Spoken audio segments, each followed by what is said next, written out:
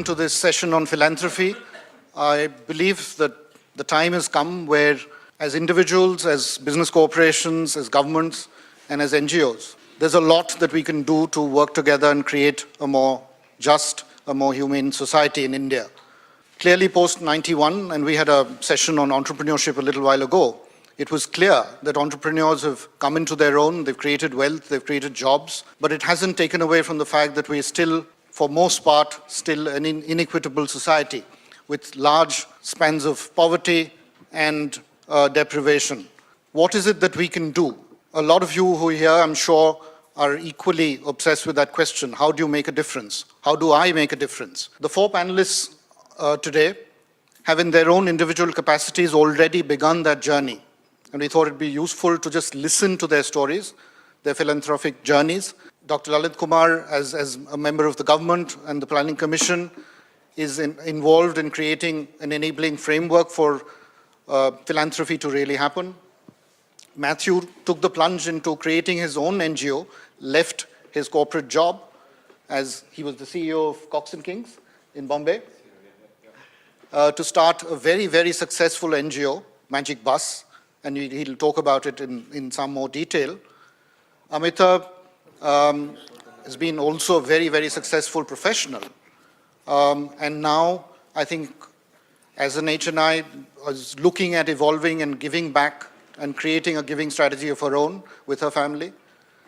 Ram, again, as the executive director at ICICI Bank, been really at the forefront of taking responsibility for the bank's CSR strategy, really being accountable to the board at the highest level at the bank, executing and conceptualizing the CSR strategy. So you couldn't frankly get a better panel today. I think between the four of them, they cover frankly all the parts of the ecosystem that's required for change to really happen. They're making a difference, and my objective is to really ensure that we facilitate this session and you can get a sense of what their journeys have been about and learn something from that. We'd also keep aside about 20 minutes, so we'd go on for about 40 minutes today, and keep aside about 20 minutes for question answers. I'm sure you'd have a lot of questions to ask of our panelists. Introduce yourself before you ask a question, tell us a little about yourself, and then keep the questions short and precise so that we can pack in as many questions today.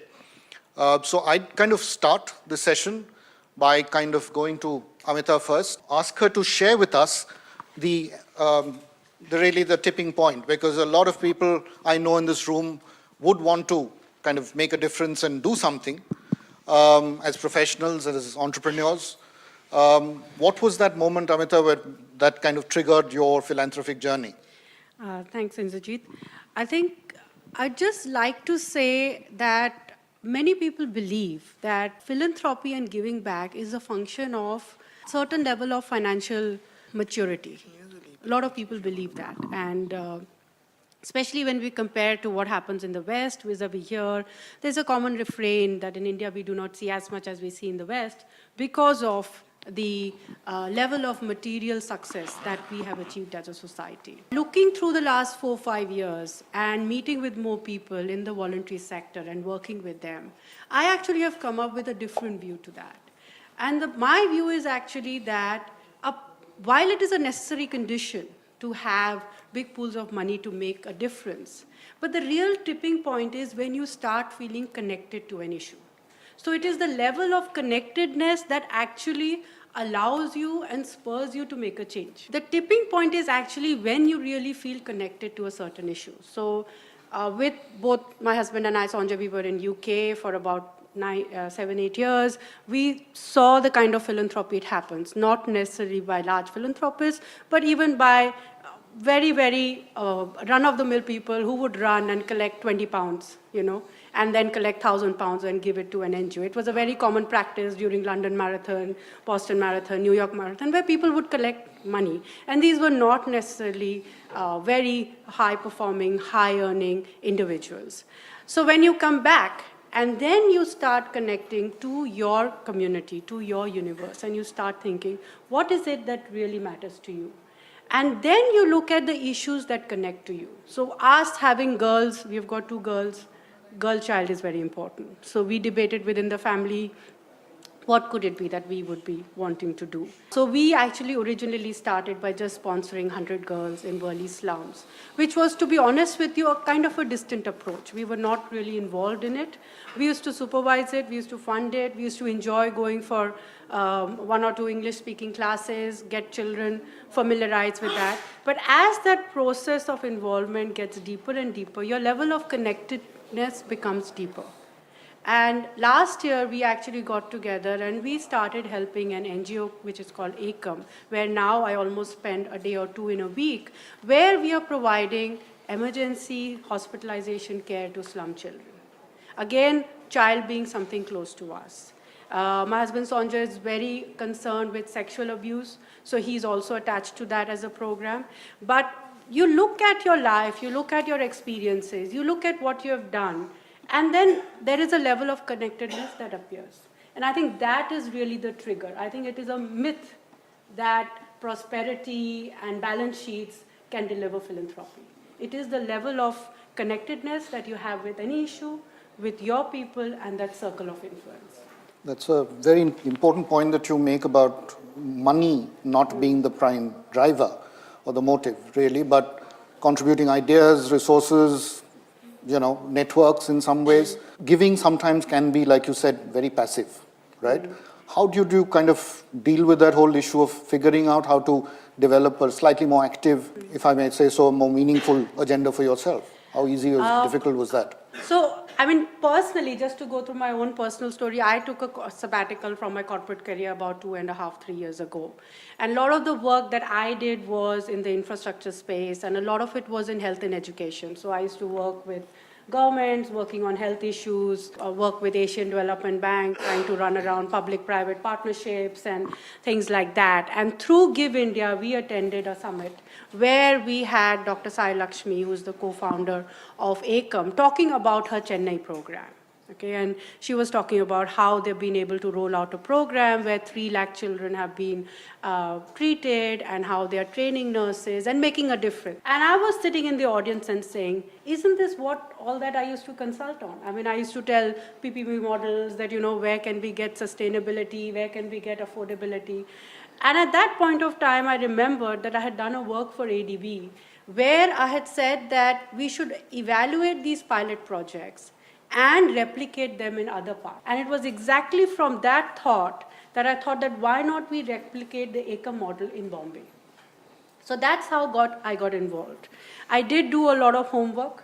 I met with a lot of people. One of the persons who I met and discussed was Nachiket Moore. He was a big support in terms of just understanding what I was getting into. Sure. Because there is a lot of reticence. Believe that it is very difficult, resources are difficult to get, and it's not your comfort zone. With Give India on one hand, and the personal comfort level that you have which I have with Dr. Sai, who runs, kind of put it all together. Gave me the sense on corporate governance, gave us the sense that, because you're putting yourself personally in front. This is your moral obligation to the people you would go and collect funding and justify that this money needs to be raised. So from that perspective, Give India gave me a lot of comfort on that. That they had done their due diligence, that the monetary part, the audit part, and again, coming from a finance background, you think of these first. I'm not saying that is, but that comes naturally to me as a comfort level. I would say I met Dr. Sai, Sanjay and I met Sai in September last year. We had a business plan for a pilot project, which we named it as 60 kids, 60 lakhs, and 6 months. So that was our initial pilot project where we would collect 60 lakhs and treat 60 kids for surgeries. By middle of Jan, we had the team recruited by Sai. I had the commitment for Sai that she was going to spend at least 15 days a month in Bombay. And we put together a team of 4 people. Our whole idea was that we didn't want a very big team. I didn't want to put a big organization with a lot of health workers working out. So we decided on the strategy that we will work with all NGOs. We will milk those referrals and contacts so that we can keep a small team that is only focused on providing medical care. So we worked at marketing with NGOs, and we worked with Sneha, we worked with Apnale because they were the bigger ones.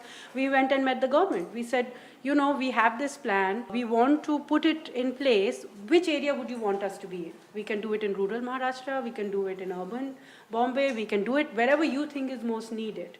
And the government said that, actually the slums are the one that need you the most. We have done enough work in rural healthcare with the primary health centers being funded. We have done enough work in tier 2 cities. Their hospitals are still getting, but the slums have no private healthcare providers. So please go and provide it to the slums. Sure. So then we identified the IMRs, the infant mortality rates, which were the lowest in the top 3 wards. We positioned an office over there. We used a lot of research from TIS. TIS had done a lot of work in Mumbai slums about it. So we did a lot of that homework, and by March we were up and running. So we had an initial seed funding that came from us and some of our friends. We had the team in place. We had a pipeline of about 25 kids who needed surgeries, and a lot of them were congenital heart diseases. And we went ahead and then said, which are the other NGOs that are working on it? So we came across, there is an NGO called Smiling Little Hearts from UK, where international doctors come every 6 weeks and operate on only congenital heart diseases. And we tied up with them, which meant that we were getting very good care, which meant that we were comfortable with the doctors, and the hospital was willing to give very subsidized rates. So we set aside a budget of, say, 50,000 per child, for surgeries. So to that extent, that was the work that went. By the time we came in March, we do have some issues. There is no program that doesn't have issues. We thought we wanted better quality referrals. We wanted to be out there quicker. We wanted more hospitals to come in our node. But the most interesting thing that happened in the month of May was that because of our work and our comfort level with the government actually invited ACOM to train nurses in neonatal advanced courses, which meant that was a direct way to influence infant mortality rate. The first 2 days after the child is born are the most critical. And most of the BMC nurses actually have no training on advanced neonatal care. So since May now, we are actually looking at now training nurses. And that we think will make a very big difference, especially in the BMC hospitals, to really start showing difference in the indicators. So today when I look at my whole program, I've got a big budget for small number of kids, but very significant output to do their surgeries. So if I say 50 kids, 60 kids at 50,000, then I've got about 30 lakhs that sits there. I've got another 15 lakhs that sits for just drug support, which is small ticket, but very important. I mean, BMC hospitals sometimes don't have life-saving drugs, and the doctors will not prescribe them because they're not there. But we have an ACOM person who sits there and says, we can provide you this, we can fund you this. So from that perspective, it's smaller ticket, but we have almost about 80 kids who have benefited from it. And then we have the training program, which is, I would say, a longer term, sustainable program to really bring down infant mortality rate. Sure. So I would just say that's the journey for 6 months. Fantastic. So you've touched upon some fairly important issues. One is that, how do you kind of stay connected with an issue? How do you learn, first of all, using the knowledge that is already available in the ecosystem? The conversations you talked about, both with the government as well as with Nachiket, evolving a strategy that works, building capabilities, which I think sometimes gets ignored when you're looking at a NGO environment. The other is the issue of partnerships, which you spoke about, right? Seeking out partners who can add value instead of trying to do everything yourself. I'll come back to some of the other issues on scaling up and all of the other issues on building capabilities. But Matthew, share with us your story of creating Magic Bus. When did that tipping point really happen? And what prompted you to kind of take the plunge, give up your corporate job at Cox & Kings and get full-time into this? So I landed in India in 1996, so I've been here 18 years. And, obviously I'm not from Bombay. And landing in a city like that we live in now, you very quickly realize, and the sort of visual dichotomy of having half of the city that live in nice apartment blocks and half the city that live in slums and on the street. And literally it is like that still in our city. And so this obviously had a very big impact on me anyway. Once I settled into my company, and one of the things that we wanted to do was to try and understand how, as an organization, Cox & Kings could not just write checks, but also get our employees more engaged. I think I had about 2,000 people working for us at the time, and see how we could actually have some kind of skin in the game in terms of helping organizations grow and build their capacity. And so I started on this really interesting journey of interviewing and meeting about 20 NGOs in Mumbai.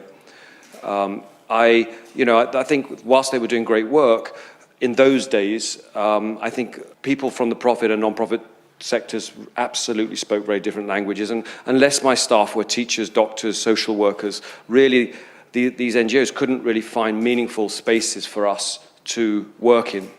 So it's very frustrating. But in that journey, it was very interesting because I started understanding a lot more about the work that I wanted to do. Two things came really jumping off the page for me. One was that there weren't a lot of organizations that were focused at scale looking at youth. I think youth is, even today, I read this incredible statistic the other day that between now and 2030, there'll be 241 million 18-year-olds looking for work in India. And that's compared to 7 million in China. So we're hitting the, I think it was quite a, even in those days, quite a pertinent issue to address. And the second was that a lot of the organizations that I spoke to weren't actually, they were doing great work in education, in health, and not a lot of them were actually addressing childhood and the joy of childhood. And I sort of trying to put all the pieces together. Eventually what I decided to do was I used to play a lot of rugby. I don't know if any of you here people know rugby. It's this English game where you have to pass backwards to go forwards. And I was lucky enough to play for India, actually. I decided that I would go onto the street outside my office in Fashion Street, and I would take 30 young boys who lived on Fashion Street, and I would teach them rugby. I would become their coach. And really the main idea behind that was I really wanted to understand why these young men were living on the street when I was already aware of all the fantastic NGO services, the government services that were available, specifically in South Bombay, actually. So what made them live this existence? So we went on this amazing journey together for 2 years. I was still running Cox & Kings, and 3 nights a week I would go down and train them. You can imagine, all of you have seen these young men, who live around there. The most powerful thing for me was, and still is really, after 15 years of doing this, was the ability, when I said to the Bombay Gymkhana, I've got these 30 young boys, we're going to make a rugby team because there aren't many rugby teams to play against your team in Bombay. So literally the next day, they let them walk through the front door of the Bombay Gymkhana. They let them change in the changing room. These are young men who had chuddies and flip-flops, and that was their life. And literally, they became normal for a period of time in their lives. So and then you could start to see how sport played this incredible equalizing impact on young people, and today Magic Bus has 3 lakh children, I think, in our program every week. It's a huge program, and still at the heart of what we do is using sport and play. I made a lot of mistakes also. I think, for me, I thought that it was a very 101 solution, I think, and a lot of people still do think that when they look at young people. I thought, what I'll do is I'm going to get all these 30 young men jobs, and so I got them all jobs very quickly through my network. And within 2 months, every single one of those boys had left, resigned, ran away because I don't want to go 2 stops on a station. He made me wear this uniform. He spoke to me in this way. They had absolutely no work ethic. They didn't understand. And why should they? Living on the street. So I very quickly understood it's very complex on how we were going to deal with this problem of getting young people back into work and integrate. And this became sort of my focus. Along the journey, actually, while we were playing rugby as well, what happened was 2 very important things happened. One is that all the cliche stuff you hear about sport, self-efficacy, self-esteem, teamwork, leadership, unfolded in front of me. So eventually these boys did change. They did stop taking drugs. They did go to school, college. They did get work. It did eventually happen. And secondly, what was really important to me as well at Magic Bus, and this is really where we, I think, have been so successful, and really reflecting on what Ingrid just said, was that I think, for us, I understood very quickly that poor people don't want to be poor. We have a very sort of service-led perspective, actually, when we come to the poor. And I think one of the payments that these rugby boys had to do back to me, So I was training them 3 nights a week. They had to take 50 young children from another NGO and take them out on the magic bus. We used to hire a bus, take them off to the mountains, give them an amazing holiday for a weekend and put them back. This was sort of just how we started, became known as the magic bus. The learning for us was that when you take young youth out of community and you give them the responsibility of actually empowering them to get young people out of poverty in their own community, it's just such an amazing silver bullet in any program. So today I have 700 staff who aren't allowed to actually deliver program. We train youth, so boys and girls, 18 to 25-year-olds from 5,000 slums across India and villages, and they are the ones that become the role models, the heroes. They are the Magic Bus mentors. So there's 10,000 Magic Bus mentors who give 9.5 hours every single week for free. Now these are the poorest of the poor. So, it's a really wonderful lesson in philanthropy for us. I think, when we look at these kids have got nothing and they are willing to take on this responsibility of taking 50 young people in their own slum, in their own village, on this journey out of poverty. How easy or difficult was that, Matthew, for the get the community to take responsibility in some ways of the issue? It takes us, there's obviously it's a process. Sure. We Magic Bus now, so I'll just skip to that quickly then, because we ended up spending 6 years building this incredible curricula where we brought in a lot of development experts, a lot of people involved in the business of poverty. And we built a curricula which essentially uses sport, experiential learning, and mentors from the community to deliver programs which are fun, they're facilitated well, and every activity is a metaphor for a particular development outcome. So if we're doing a back-to-school program or an iron program or a vocation training program, every activity has an outcome which we make sure that the youth leaders are trained to deliver to their community. And they stay with us from childhood to livelihood. So it's a 10-year program. So the process for us is really to engage the community first. So we go and talk to the panchayats, we talk to the elders of the village or the community, start understanding who the influencers are. We go into a community, and the first 6 months actually is just play. We don't do any development work. We just bring in, because you can imagine, I can go into the poorest of the poor communities, in any city, any slum, any village in India. I'll throw a football in the air or a cricket ball in the air. Whether you're Muslim, you're Hindu, you're a boy, you're a girl, whatever caste system you come from, you'll gravitate to that ball. So play is such a powerful element, such a powerful tool actually to bring people into program. So that first 6 months is building trust in the community, because we're about to deal with child marriage, we're about to deal with sex and sexuality and sexual health issues, which are so intimate and take such a long time that we have to build immense trust within the community itself. So we do that sort of 6 months of just building that before we then go in and do a needs assessment and say, what does this community need first? And then we start integrating. We choose our youth leaders. So every Magic Bus program has a boy and a girl delivering to 50 children. We have nearly 50% girls in the program. So we slowly build up. A third of our curricula is for the parents as well. So we build a curricula. My whole journey is one of understanding from failure. So I've understood when you don't include parents, how detrimental that is. So it's absolutely crucial to the process. Sure. But now you walk into our communities, and they are Magic Bus communities. It's owned by the community. So it's a very powerful mechanism. I wanted to just pick up the thread of what you just said about learning from failure, and I know as a bank, ICICI is in the midst of a big strategic review. It was probably one of the first organizations to really get off the ground in terms of evolving its own CSR and philanthropic journey. But at some stage, after 10 years, Ram, you've done a fairly important, significant strategic review. What did you find? Do you want to share that?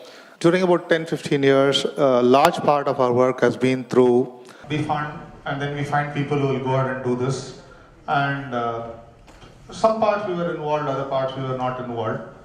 As Matthew said, one of the most frustrating parts is to find our partners' execution capability to the mark what we would like it to want to be. So this is not about saying NGOs are good or bad. It is about saying majority of the people have a great heart, but when it finally comes down to what Ameeta said in terms of managing your funds, right, and managing it in a manner in which it is productive, then delivering what we set out to deliver to the people in the most efficient manner, we find, in fact, when IG spoke to me some time back, I said 90% of them wouldn't even pass an amateur mark. So you've spent a lot of money, but you don't see anything on the ground as results which is coming in. That's extremely frustrating, right? You see this, you want to do it. Second, one of the other mistakes we ended up doing was that if we sponsored researchers and we produce more research papers, systemically the country will change. So we ended up spending a lot of money. And this again, don't get me wrong, I'm not saying one is right or other are wrong actually. So the more analytics and more research papers we published, we didn't see much changing. The papers came, but nothing changed on the ground. The state governments were interested, the central government was interested, but we didn't know what they did with the researches, which we produced and made it available. Then we said, no, we'll go out and write textbooks actually and create curriculum.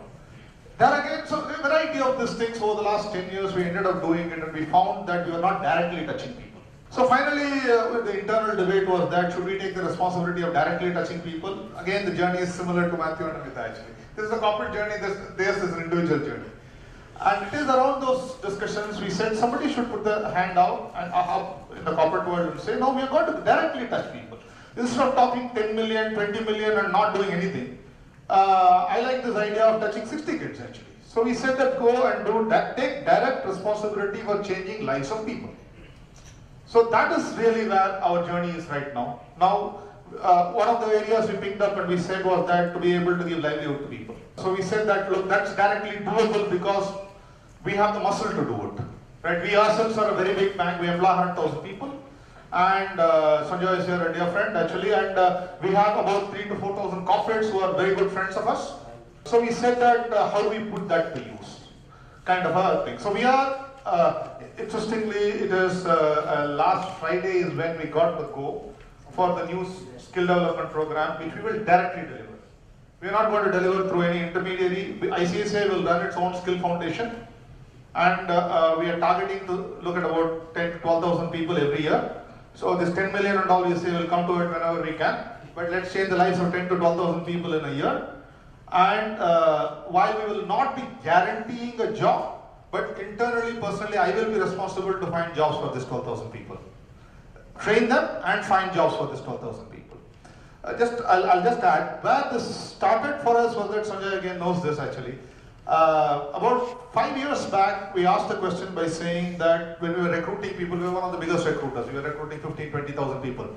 We said that we were caught up with the 9, 10 towns in India. And as you will know that banks of our kind interview people in English. One of the questions, I am a Tamil medium boy. I studied Tamil medium, right? I didn't speak English till I finished my graduation. Right? So one of the questions which was always in my mind was that, are there bright people in India all around who are very good in knowledge, but their ability to express in English is poor? So there is a discrimination which is happening in this country where a large majority of very bright young people who cannot articulate in English are being excluded from every part of corporate India. So it's around that time we said that we will do two things. One, we will set up our own institution along with Manipal Education. And two, we said that let us go down to people whose family income is less than 2 lakhs. And we will do the toughest of tough selection process, but it will be done in the language which the person is comfortable with. All that people want is that when they come for an interview, see, maths is not done in English or Tamil or in Kannada, right? Maths is maths, right? At the end of the day, reasoning is reasoning. Reasoning doesn't have a language, right? Right? It's just about a thought. So once we cracked that piece, we said that all that we need to do is to give this child a comfort when he or she comes for an interview to say, we offer the person by saying that what is the language you would like to speak to. For example, in Bombay, if you have Hindi, Marathi and Gujarati, you can cover everybody. And down south, if you go, it is not, once you get to it, it is not such a difficult one. And if you don't want to do it, you will invent reasons actually. Today, we have 7,000 kids working in management level in the bank who have gone through a 1-year program fully paid for by ICICI, which is a 3 lakhs per kid, is how much we spend. 7,000 people are in first level management. These are the children of security guards, cooks, drivers, farm hands all over India. And at some stage you should meet these people. Today they would put to shame many people in their ability to converse in English. So what is learnable is English, what is not learnable is attitude, as again Matthew was talking in terms of it. So to me, that became the basis by which now we said why we should do it only for getting these people into ICICI. We would now try and find a skill academy which will train about 10 to 12,000 people in a year, and we'll place them all over India. So, Ram, you've made some fairly important points. One, let me just consolidate. One, you talked about putting skin in the game again, saying that let's see direct impact, let's not kind of talk in the air about making a difference. You've also talked about, so the question that arises really is, when you put skin in the game, how did the board and the company, leaders like you, look at internal capabilities? Because you're treading into an area that you needn't necessarily be an expert on, right? So how do you kind of take that call? What were the discussions that went on at the board? If something is close to you, you want to do it. To me, at a personal level, and a few people in ICICI say this piece of livelihood is very close to us. Nachikeet is one person who really brought this very early. It was Mr. Vagul, again a champion in this, Mr. Kamath himself. Right? These are all people. It's just that there are people inside the company who feel strongly about something. Right? And I personally, apart from my role for ICICI, volunteered to my managing director Chanda to say that if you want me to run this full time, in addition to the work I am doing, I will run it. So it's 24/7. Right? There's no point in really saying that how many hours you spend here, how many hours you spend there is not useful. If you want to find time, time is not the problem in life. Right? It's just around about wanting to really get this to be done. So and then we asked people inside by saying, are there people around here who want to join in this actually? Well, this will take people to do some work actually. It's not that it will come up because we have to, first of all, we have to build classrooms, we have to find teachers, we have to write curriculum, and we have to really create a network of employers who will go and really employ these people, all that stuff and all. On last count, I have about 18 people who are fairly senior in the company who have come in and said that. Then the only question our board asked us to say, Ram, you have come this far, will you be able to run this like you will run a business? Meaning, would you be accountable and responsible to the board, not on best effort basis, but on basis of some numbers? We said that fine, that's what we've been trained to do for 30 years, so this is to add one more number to what we need to do is not, because I think it is important. At the end of the day, to say that I'm going to do something on best effort basis is very nice. But eventually, if I'm going to be held responsible for finding jobs for 12,000, educating, skilling and finding jobs for 12,000 people, it puts a whole lot of a different perspective in your own mind on how you approach it. You don't approach it at the leisure time, you don't approach it on best effort basis, you don't approach it on the basis by saying, okay, we'll take what it comes. Now, finally, by this time next year, 30th June, I would be counted and evaluated on the basis of placing 10,000 kids in a job in India. That's fantastic. I mean, I think that I think sets the context. I think we've heard three fairly compelling, powerful stories of people who've stepped up and organizations who've stepped up and driven change. Dr. Kumar, I wanted to come to you because the role of the government in making all of this happen is also crucial. We all know that the whole debate around the government CSR strategy has met with a fair amount of controversy and debate. ICICI is perhaps in some ways an exception, that they haven't waited for building consensus across the industry, that they've gone ahead and, at the level of the board, taken a decision that this is something that needs to be done. How do you kind of look at what the government can really do to create a more enabling environment for philanthropy to really happen? My journey, I thought I am also tempted to say, it started in 1992 when Mr. Pranab Mukherjee, our President of India, he was Deputy Chairman Planning Commission. He set up one voluntary action coordination cell, and Mrs. Ameeta Paul and Mr. Pranab Mukherjee, they picked me up to head this voluntary action cell. 1993, we organized a meeting of 45 leading NGOs of the country. Mr. Anna Hazare, I remember, was one of them. So it's a long journey. On the way, I met thousands of NGOs, Bridge, Poor, Gandhian, and I have seen their struggles, and there are a lot of ups and downs. And then I'll come to the present scenario, and basic theme of this panel is how to create this culture of philanthropy, how to facilitate those who want to do such things. On the way I remember in Dharmapuri in 90s, I was attending a seminar on female feticide. There were some friends of that NGO from UK. So some of our intelligence people were also there. I asked them, why are you? No, we want to see who are these guys, and they wanted to check their passports and all that.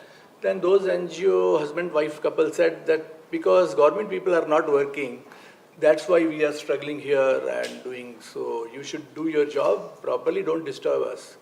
So I realized some of the problems from that side, and I have some idea sitting on the other side of the fence. But government bashing is one side which you see in media, that is one thing, but there are some good people everywhere, in corporate, in CSOs, in NGOs, as well as in government. So individual is very important, and 2 weeks ago we had a seminar of best practices done by some good officers in government. I would like to quote two of them. One was young collector from Dharwad, Hubli. He resurrected the lakes and open spaces and rejuvenate the culture of that area, classical music, and he created spaces, and it's a self-sustained thing, because in government programs there is a problem. Once you do something, it is difficult to maintain, but by charging user fee. So he was able to do that, and hopefully it will continue. And another example, because skill development is referred by Ram, is from Gujarat. And they are doing this under Kaushal Vardhan Kendra, where 60% are girls. Instead of going through ITIs, they go to the village. So rural youth are trained in those skills which are required by them. So it's a successful experiment praised by Planning Commission. So there are good people in all the sectors across the society, but how to bring those good people up, this is the challenge. As far as philanthropy is concerned, it's a private business. It's free will. If you want to do it, you can do it. If you are busy with your money and other matters, it's okay. But government's role is to provide an enabling environment. In Planning Commission, we created a national policy on voluntary sector, which was cleared by Cabinet in 2007. It recognized the need of partnership with voluntary sector as well as with government as well as with private sector. But to push that policy, there was a pressure required from the voluntary sector. So NGO networks, they were requested that they should push it further, and we requested all the CMs, chief ministers, to have similar policy in their state to facilitate this work. This work is going on. We set up a few, 2-3 expert groups. One was on accreditation of NGOs to make life easier for donors. Another was to see if we have a legislation to register NGOs. At present, they can be registered as a society or a trust or as a non-profit company, so that they can be monitored and we can have better databases. And we also organize civil society windows where we invite civil society leaders in Planning Commission. And on 24th of July, we are inviting somebody to speak on surrogacy. I have seen their DVD. In Bombay, there are hostels for surrogates. What should be done? It's a challenge which we are going to face. So on these topical issues, we organize civil society window presentations where our members and advisors, they listen to them, what's happening at the grassroots level, and they have some idea about the thinking at the national planning level. And civil societies were involved in plan formulation in the 12th plan as well as 11th plan. This time Mr. Mehra took the lead. So about 900 civil society organizations were consulted before formulating the 12th plan. But basically to promote philanthropy, tax incentive is one thing. Under 12 A, 80G, 35AC, tax exemption is given. So government has to forego some revenue. For the last couple of years, there is this data, but not really available. So I requested my friend Sanjay Agarwal, who runs Accounted. So if you go to his website, there are some useful information for the civil society. So he gave me a very interesting figure. It's his figure. So we were thinking that philanthropy and this donation is going on, but actually financial year 7-8, it was 24,984 crore, and then it was about 10,000 crore in, this is donation from corporates and individual donors. But in 11-12, this was only about 5,600 crore. So from peak 7-8, now it is declining. So correspondingly, the revenue foregone because of the tax which is not charged by the government, that has also fluctuated. So what could be the reason? I think it is a topic of research. So maybe the overall economic scenario, or what is the responsibility? And we have to recheck these figures, but I think he's a very competent chartered accountant, so these figures are correct. What are the challenges? To my mind, I think the capacity building, which some of you have touched, that is a challenge. And as Bain Bain Company's report on Indian philanthropy, they have said that good communication skills are not there with NGOs, that something has to be done. Better human resources, how to bring them. Some good corporate young people have joined this sector. It's a very welcome trend, but more and more good people have to be very strong force, which we call third sector, private sector, public sector, and third sector. And to me, I think individual social responsibility is the key. For corporate social responsibility, this controversial initiative, you think that way, this new bill of Ministry of Corporate Affairs and guidelines of Department of Public Enterprises are already there. But individual corporate social responsibility is very important. My friend publishes this, Professor Patnaik's CSR vision, and he has a column on individual social responsibility. So he brings in every issue one leader who is doing extraordinary job. So for creating and bringing out those good individuals, अच्छे इंसान, I think moral, ethical values are required, and for that, government is doing its bit through NCRT. They have their, and HRD ministry has something to give funding to NGOs for moral values and all those things. But for that, I think we have to work together, and it has to come from the families. The institution of family is very important here. Terminology of prince, merchant, and citizen. I think citizen is very important. This was a book by Mark Nerfin, and prince is government, merchant is business, and citizen, individuals, they are very important. And how to bring out those people, that would be a big challenge, and to me that is the key thing. And for that, I think these non-fiction writers whose publications we are watching, they are doing a great job. They have a key role here. And as the more money would be coming, demand for transparency, accountability, and impact would be required.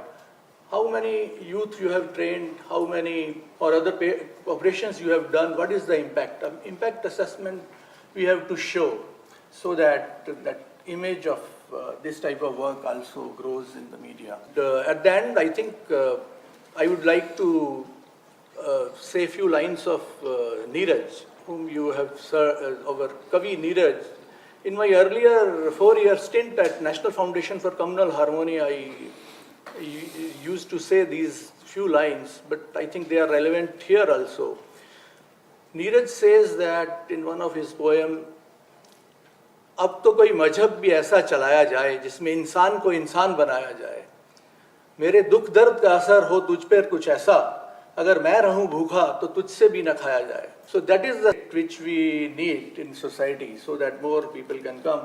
Those who don't understand, the same thing has been said by Urdu poet Hali. He says, a house in which all the hearts are united. If one is elated, all the rest are delighted. If one is in sorrow, all others are saddened. The humblest of dwellings is surely more blessed than that royal castle where one soul is depressed. So that's what we require, and we should do jointly something for all these things. Thank you very much. Thank you. Thank you, Dr. Kumar.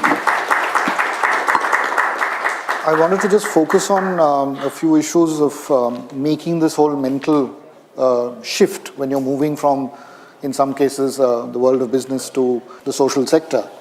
It has its own unique challenges, and it would be, I think, naive to believe that everything that you've learned in the business world can easily be transposed in this new social world where there are complex issues at play. From your own experiences, would you be able to pick up one or two things that in some ways illustrate this challenge best and how you dealt with it, Matthew? I think they're very, very different worlds. And I think, I reflect just on what my colleagues have been saying is that, I think the key to sort of building a successful organization, some of those remain, I think, good for both the profit and the non-profit, building, an A+ bench strength in terms of the people who work for you, the cultural aspects of starting organizations and running successful ones, I think remain the same. I think the big challenges I've personally had at making that switch, I think going from a pretty competitive environment into quite a democratic environment as well. I think the NGO sector tends to be full of people who, I would suggest that the majority of the people who work for Magic Bus are working more because they have a purpose in life and because they want to do something meaningful. Probably the majority of the people who I was employing in my past experiences have been because we're paying them really good salaries, and the motivations might potentially be quite different. So that for me was a very difficult balance of how do you motivate people who have very different indicators of success, and make sure that you're all on the same page and you're all focused. In fact, I took a lot of the democracy away from Magic Bus, and we created more layers in order so that we could scale and grow and become the organization we are today, because it became too very difficult. I think the other thing as well, the challenges we've had in India, and I think this is what the topic of today is in terms of philanthropy and in terms of fundraising, and I think, 15 years ago when we were beating the streets and asking corporates for money, it was significantly difficult, and we ended up starting offices overseas actually to fund the incubation of our programs here. I was reading just before I came here that since 2006, I think we've had a 5-fold increase in the income that comes from corporates. It's now, I think, $1.5 billion a year. So we're seeing significant movement there, but it was very difficult to go into organizations who didn't have CSR departments in those days. They were communication or HR that have now become CSR, and hopefully they're evolving into sort of shared value offices and a bit more evolved into sort of the integrated process of working.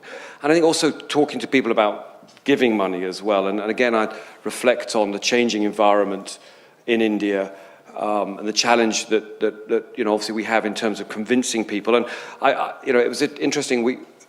We find pretty much the reason for not giving falls in three main aspects. One is, I think people question the transparency of organizations. It's often the first thing I hear when people say I don't want to give to charity or I don't want to give to NGOs, is because I don't think they're transparent enough. Right.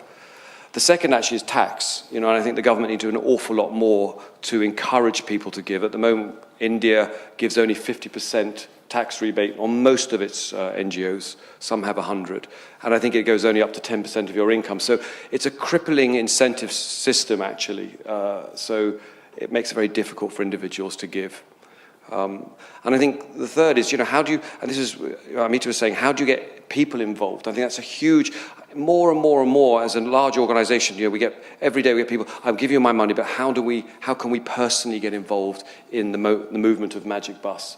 So I think it's also, the challenge is also creating meaningful experiences for people on an ongoing basis. So when we get donations, how then do they, beyond the donation, how do they then get involved with young people? And I think there's 100 different answers to that, so I won't suggest that. But lots of, I think, important points there. I just kind of ask Ameeta a very more specific question around, there's clearly a lot that's changed in terms of the money that corporates are now willing to put up and contribute towards NGOs. But one of the things that you keep hearing from NGOs is that they feel almost suffocated, that they're constantly under pressure to show that they're able to create impact, and therefore all the time that they're under pressure to create Excel sheets and get the bring transparency, as Matthew was talking about. Is that something that you find that there's just way too much of emphasis on performance data and on impact analysis and not giving the NGO space to operate? Being a donor myself and looking at the work that we have done across, say, 2 initiatives, and ACOM particularly, I think that once you have the comfort level of the person, there is some genuineness. But MIS paperwork is essential. I mean, I sit with my team and I keep on telling them, how many referrals did you get? Where's the money gone? And without that, there is no scalability. And without scalability, there is no impact. So if you look at it from a perspective of whether there is undue pressure on them, I actually would say no. No. Okay. I mean, if you look at some of the examples from Give India and the kind of work they do in terms of accrediting them and all, I think it is almost essential. Okay. But I will take that discussion one level further by saying that it is actually a skill gap. And it is actually a capacity building exercise that needs to be done in the voluntary sector. It is not a very difficult exercise. If the intent is clear, it is just a matter of putting together an MIS together and keeping it updated. And the challenge that I face is that what percentage of the money that you collect stays for your admin costs? Because it's always a question of person who's donating wants to see 100% being given to the donor. But you have to give due credit to the team that runs it. And it is that balance on whether it's going to be 25, for 1 rupee every 25 paisa you keep, for 1 rupee 15 paisa you keep, or 10 paisa you keep. There has to be that balancing with the skill that is there. Absolutely. You will not be able to recruit the right skill. If you don't have the right skill, they will not be able to do the MIS. I mean, you cannot expect such a large organization to be built purely on passion. Absolutely. So you have to kind of provide for that. So I just want to say, even when we run a bank like ICICI Bank, and when we have this department called ICICI Foundation, and when people come to work there, what Ameeta says is absolutely true, right? The belief with some of these people who come to work there is to say, they're well-intentioned, but the moment you put the rigor and discipline, they want to leave. Right? They say, no, we will go there, we will do all the field work, we will speak to people. But at the end of the day, the whole piece is to say, if you are going to run an institution, you have to run it as an institution, but not as overwhelming voluntarism at an individual level is useful. But this overwhelming voluntarism without the boundaries of an institution and the discipline of running an institution actually fritters away a lot of value actually. So that is the biggest problem we face. Same set of people, when they are on the business side of it, they are willing to do all this. Even I'm talking about people who have been in the business who go to that side. I'm not talking about the fellows who come from Madras School of Social Work or Tata Institute of Social Science.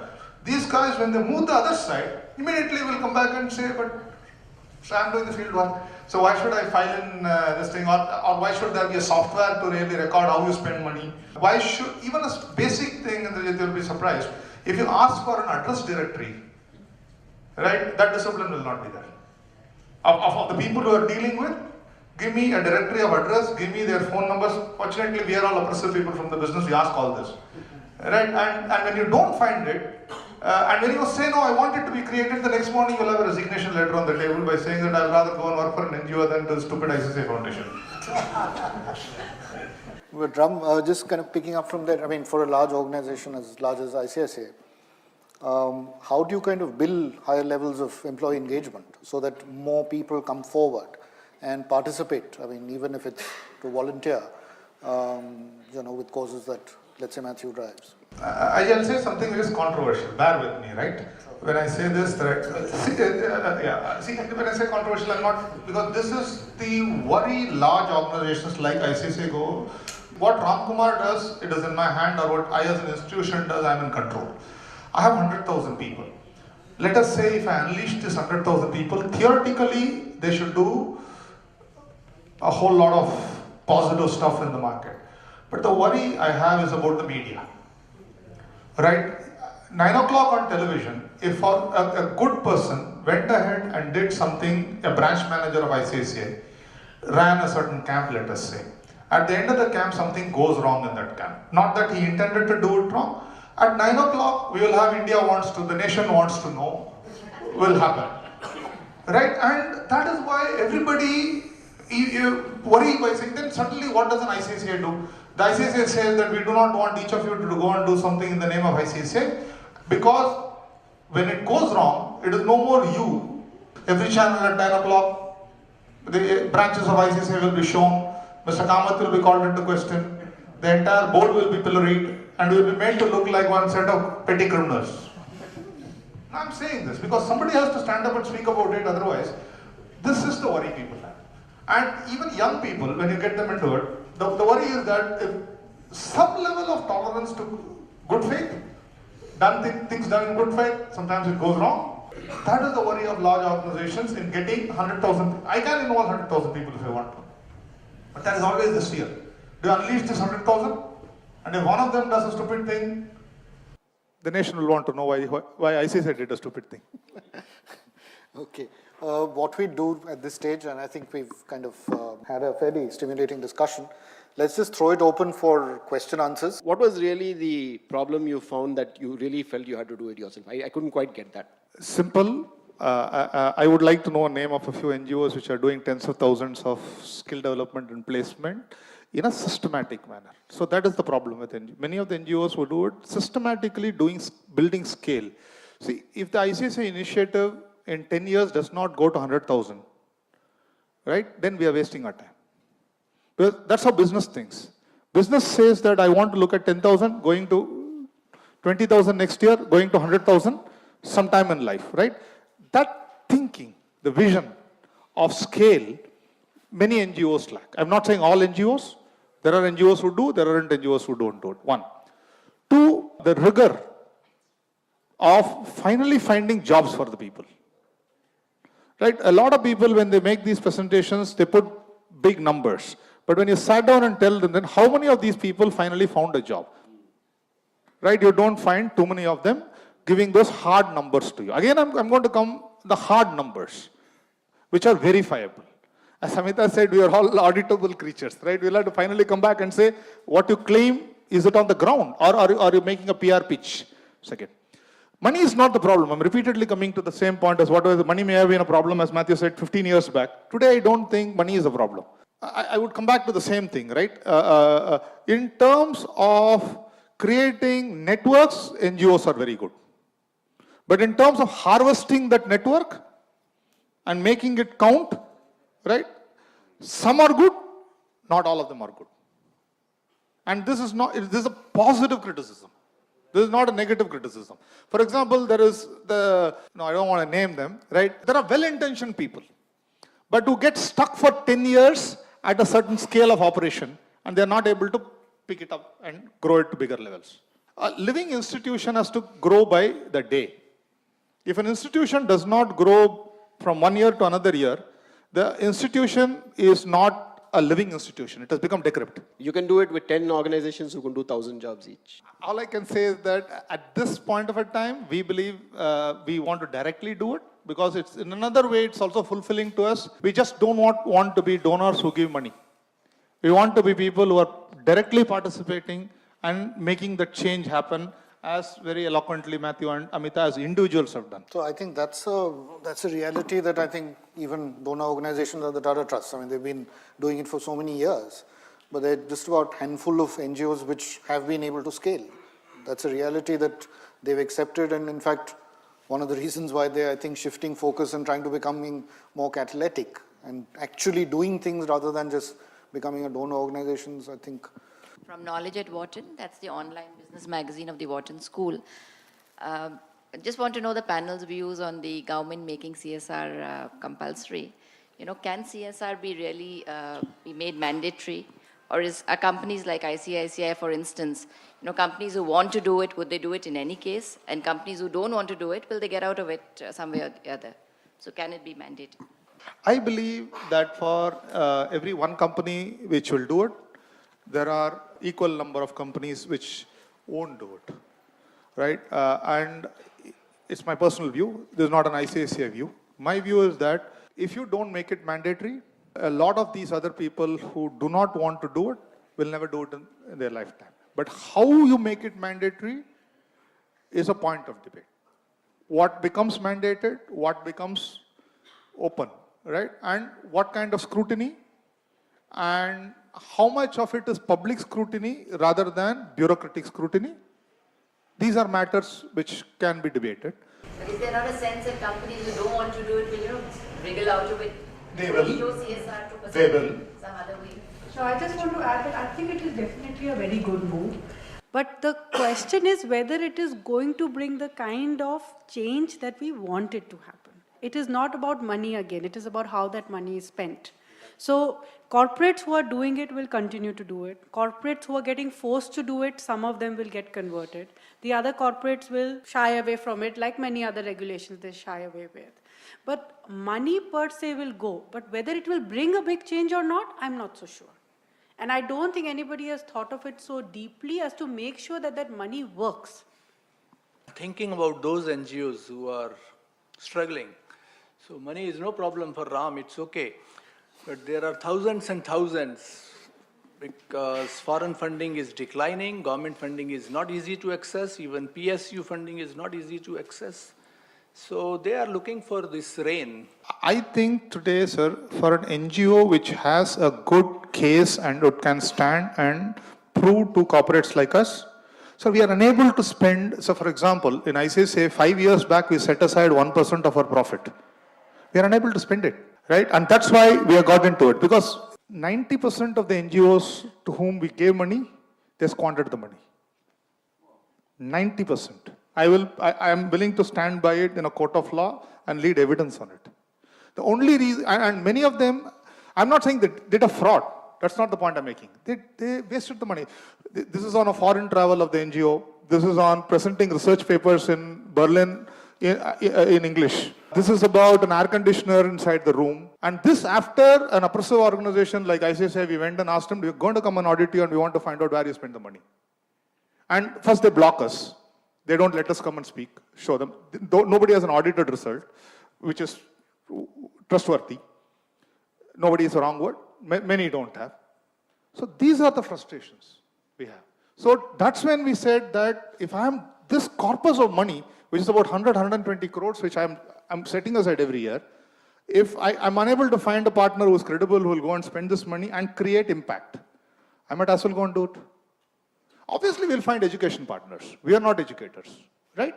But we will manage it. That's the point we are making. So I'm not going to go and write the curriculum. I'm not going to go and find bring the teachers. I will go to the top quality educator and ask him to give the top quality education to this. See, the other problem what we have is that once you go into the sector, we end up saying that quality is not important.